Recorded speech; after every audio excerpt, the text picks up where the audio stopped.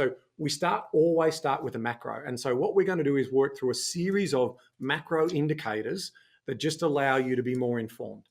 The number one indicator, and if you've been listening and watching us for the period of time, is always inflation. Okay, inflation destroys living standards, it destroys disposable income, it does all of those things because it makes the cost of money higher and the cost of buying things higher as well. So your money just doesn't stretch as far. So our predictions around inflation is we'll continue to see a decline, but the speed in which inflation will come down from here is the challenge. Inflation is the measurement of the cost of goods and services. So what you've got to always remember when it comes to price and how things are priced are these variables, your input costs. And unfortunately in Australia, energy costs continue to rise higher and higher and higher. Hence why we get these government rebates and subsidies, because that's happening in the household and that's about buying your votes. But in terms of what's happening in business, we are still incredibly uneconomical and uncompetitive on a global standard when it comes to our energy costs. So that is a high cost. It's continuing to grow. And so that's putting challenges in terms of input price costs. Then the cost of human capital. So ultimately, if we are trying to spend money and earn money and things are costing more, we want a wage rise because obviously the money that we get just doesn't buy the same amount of goods and services that it used to. So there's an expectation that we get higher wages.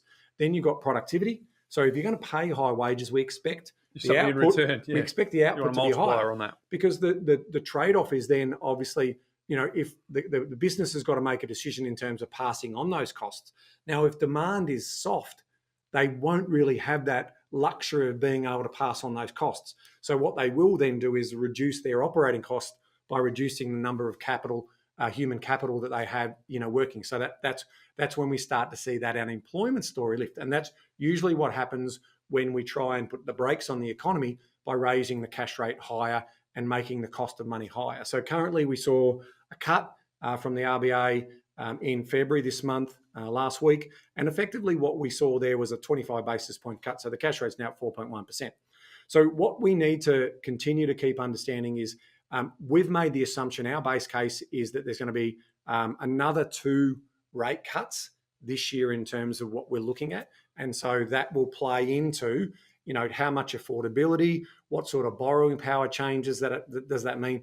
And will that drive a spike in sentiment and activity as part of that particular story? Then we move on to the unemployment story. And Bryce, what's our predictions for unemployment? That it will actually slightly get worse. Yep. And that's it. That's important, and it sounds harsh for anyone that's listening to that. But for the RBA to get confidence around inflation not returning to previous levels based on dropping in interest rates, they need to have some confidence around that unemployment will have that slight tick up. So we're obviously predicting that might happen this year as well. Because if that is ticking up, it's showing that businesses are hurting and ultimately price pressure is on the downside. And so there's a bit of debate and argument about whether that they can continue to move inflation lower with the high levels of employment that we've currently got. So that's a debate that's currently going on between the RBA and a lot of economists who are trying to predict what happens next there. Because there needs to be that tension, right? Because if they're just going to drop, because there's a difference between dropping interest rates, which is reducing in expense, versus interest rates going up as well. So what remains to be seen is if people are getting more money in their pockets as a result of a reduction in expense rather than an increase in wage, what impact that would have on people. But ultimately, if you're getting a few extra bob in your pocket because of these interest rate rises, you'd like to think as an econ that people will put that towards increasing their buffers, put it towards reducing their mortgage. But we know from reality, and we've seen it too many times over the experience of these interest rate rises, that people are still spending. So hopefully some of that will go towards buffers. But we think that consumer spending will definitely pick up in 2025 as on the back of what we just talked about, lower borrowing costs.